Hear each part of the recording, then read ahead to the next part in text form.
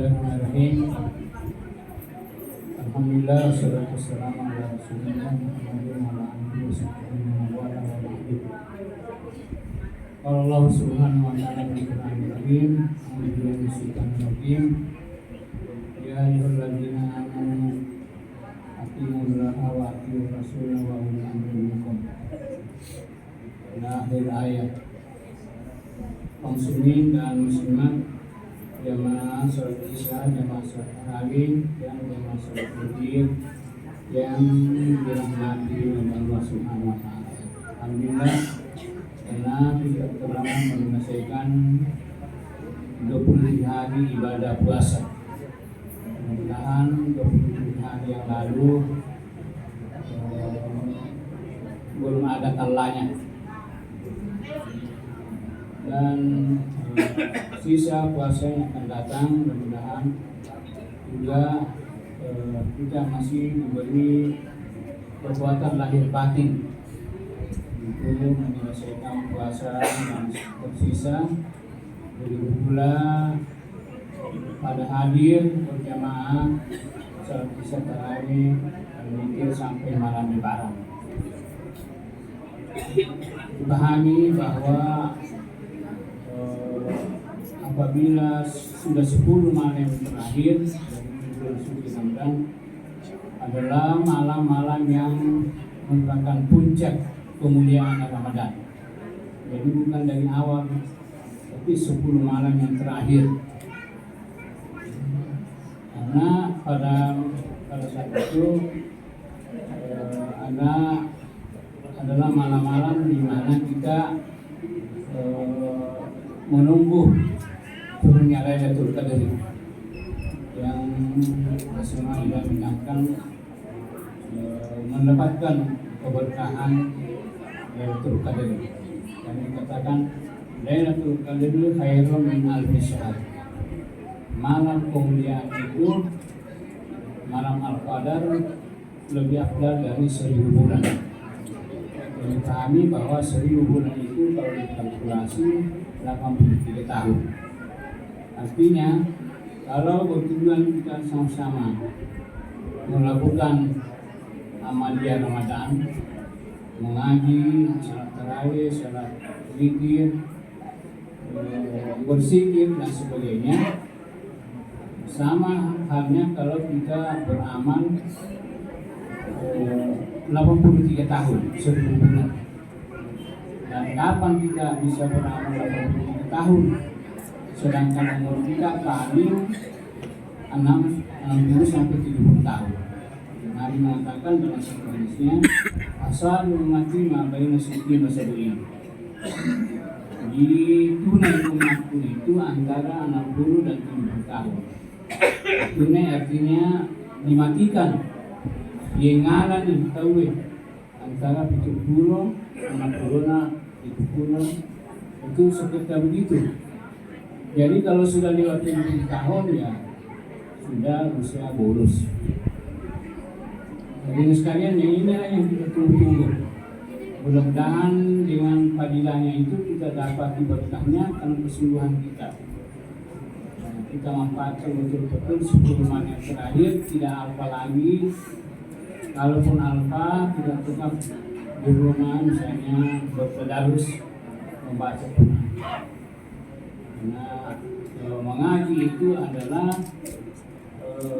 hal yang sepaket juga dengan bulan puasa, maka bulan Ramadan dikatakan syahrul Quran, bulan Quran. Karena di sini diturunkan Al-Quran. Jadi kita tidak alpa membaca Quran walaupun sedikit halaman atau satu halaman sehari di bulan puasa ini. Karena dipahami bahwa membaca Quran itu dipahami maknanya, artinya atau tidak dipahami artinya tetap ada nilainya.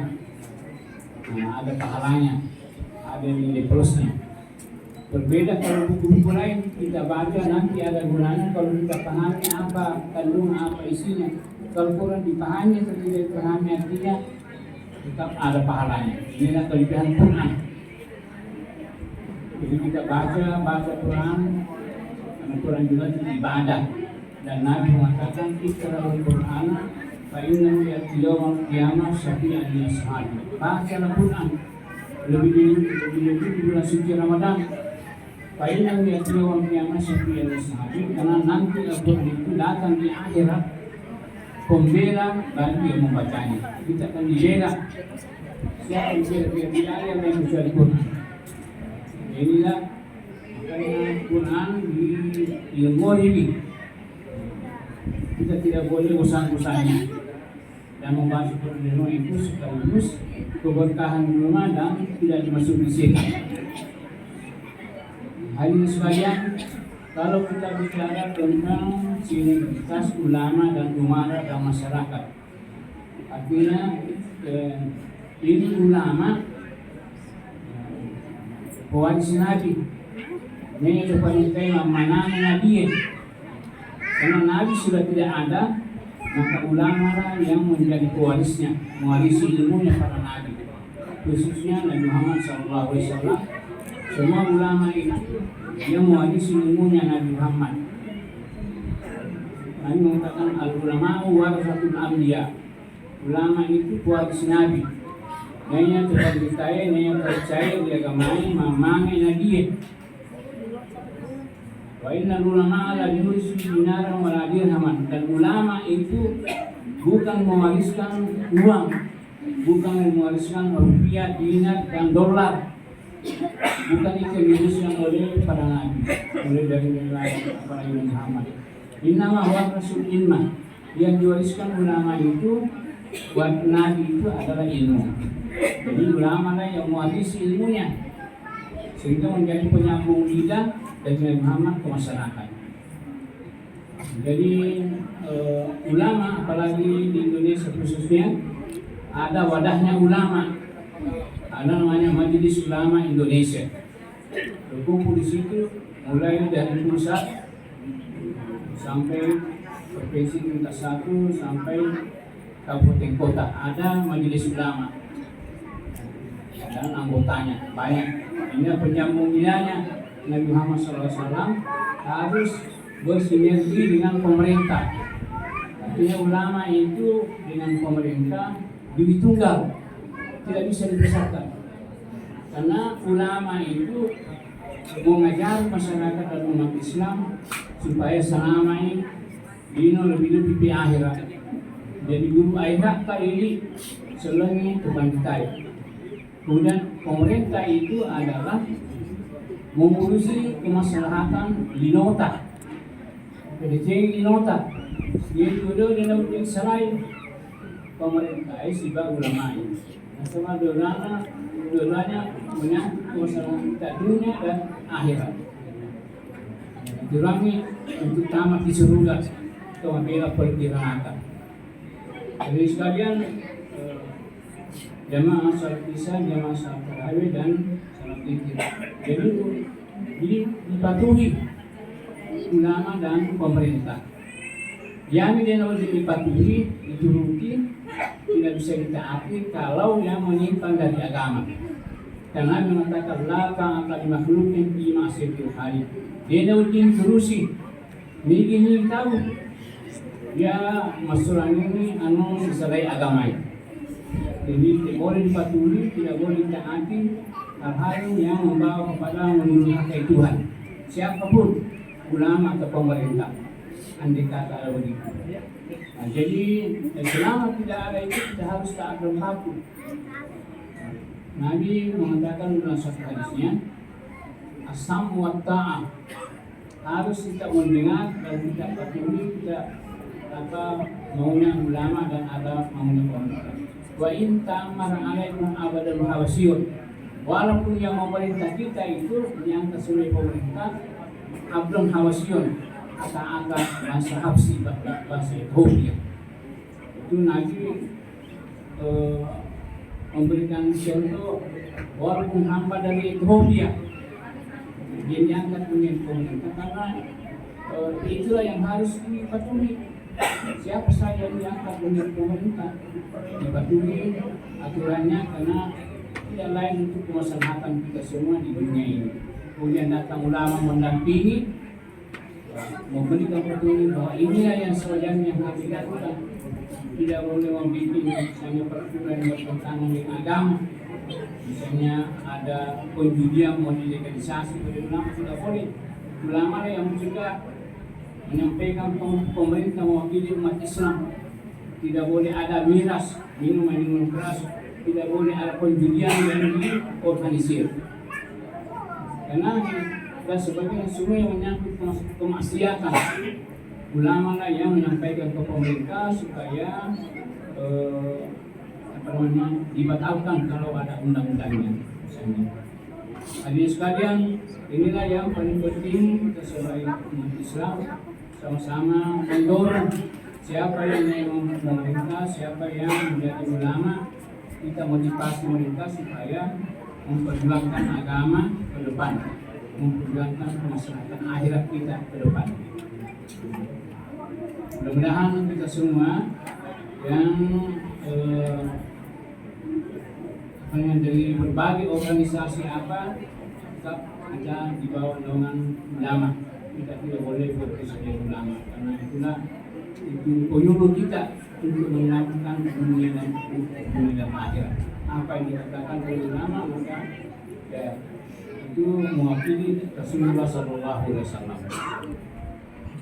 Hadirin kaum muslimin, muslimat yang masalah kisah, yang masalah tarawih, dan masalah fikir. Jadi sisa beberapa malam kita ini ikut salat tarawih secara bersama-sama. Mudah-mudahan dipertahankan kehadiran ini sampai malam Lebaran, dan sekaligus kita ingat bahwa di bulan puasa ini ada satu kewajiban yang mutlak harus kita lakukan, yaitu membayar zakat fitrah. Nabi mengatakan, "Saumul asyam mu'allaqun baina as-sama'i wal ardh." Itu puasa yang kita lakukan selama sebulan tergantung pahalanya antara langit dan bumi, dia sampai ke Tuhan. Inilah zakat fitrah kecuali sesudah membayar zakat fitrah. Jadi zakat fitrah itu bukan untuk orang kaya, tapi untuk umat Islam pada umumnya yang ada kelebihan makanannya di malam Lebaran. Di malam Lebaran ada yang lebih dari tanggungan kita di situ, itulah maka dianjurkan di malam Lebaran membayar zakat fitrah. Kelebihannya itu kalau tidak bisa dibayarkan dari sisi keluarga yang ada, maka keluarga yang tidak dibayarkan adalah penerima zakat, bukan pemberi zakat, bukan pembayar zakat. Tapi harus diberikan zakat karena di hari Lebaran itu adalah namanya Idul Fitri, hari berbuka, hari makan. Jadi semua umat Islam di hari Lebaran tidak ada yang tidak gembira, tidak ada yang tidak ketawa. Makanya diusahakan pada hari itu, hari Lebaran, tidak ada lagi yang mengemis kesana kemari dengan mengadakan tangannya minta-minta. Kata Nabi, "Ugunuhum hasad yaum al-tawabi basogi yasewi ada nalo macamnya melo seperti ini." Jadi itu semua tanggung jawab yang dimakan supaya semua di hari Lebaran semua pada makan apa yang dimakan oleh umumnya manusia. Mudah-mudahan apa yang saya sampaikan ini memotivasi kita untuk mempersiapkan diri menghadiri malam selanjutnya sampai Lebaran, dan kita suruh menghadiri bulan puasa di bermanfaat, dan kita keluar dari bulan suci Ramadan mampu hasan di negara besar. Karena itu kita sepenuh hati melakukan puasa dan melakukan malamnya Ramadan bersungguh-sungguh dari ibadah. Wabillahi taufiq wal hidayah. Assalamualaikum warahmatullahi wabarakatuh.